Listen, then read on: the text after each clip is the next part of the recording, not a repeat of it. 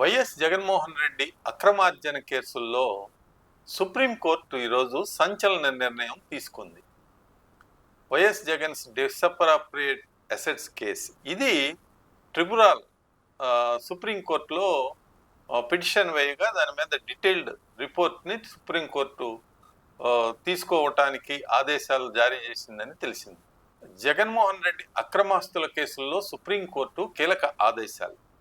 YS Jagan పై ఉన్న ED, CBI కేసులకు సంబంధించి పూర్తి వివరాలను నివేదిక ద్వారా 2 వారాల్లో ఇవ్వాలని సుప్రీంకోర్టు ఆదేశాలు జారీ చేసింది.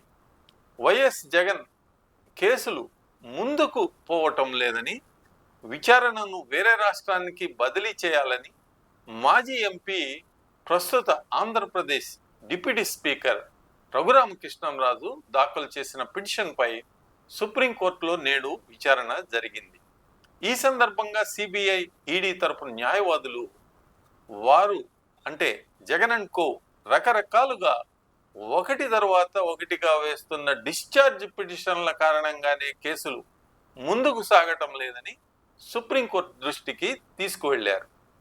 దీనితో సుప్రీంకోర్టు పెండింగ్లో ఉన్న కేసుల వివరాలను, తెలంగాణ హైకోర్టు ఆదేశాలు, ట్రయల్ కోర్టు పెండింగ్ కేసుల వివరాలు అన్నీ సుప్రీం ధర్మాసనం ముందు ఉంచాలని ఆదేశించింది. నిజానికి వైఎస్ జగన్ పై అక్రమాస్తుల కేసులు నమోదయ్యి 12 ఏళ్లు దాటిపోయింది. ఆయన జైలు నుంచి బయటకు వచ్చిన తర్వాత ఒక్క కేసులో కూడా విచారణ ప్రారంభం కాలేదు, ముందుకు సాగటం లేదు. అప్పటి నుండి కేసుల విచారణలు పెండింగ్ పడుతూనే ఉన్నాయి.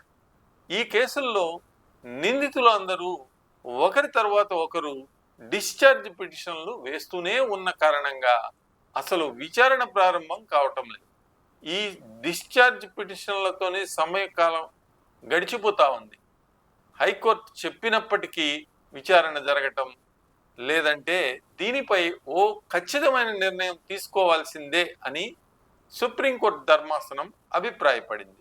అయితే ఈ కేసును జనవరికి వాయిదా వేయాలని వైఎస్ జగన్మోహన్ రెడ్డి తరపు న్యాయవాది కోరగా అందుకు సుప్రీం నిరాకరిస్తూ డిసెంబర్ 13న విచారణ జరుపుతామంటూ అభయ్ ఒక నేతృత్వంలోని ధర్మాసనం వాయిదా వేసింది.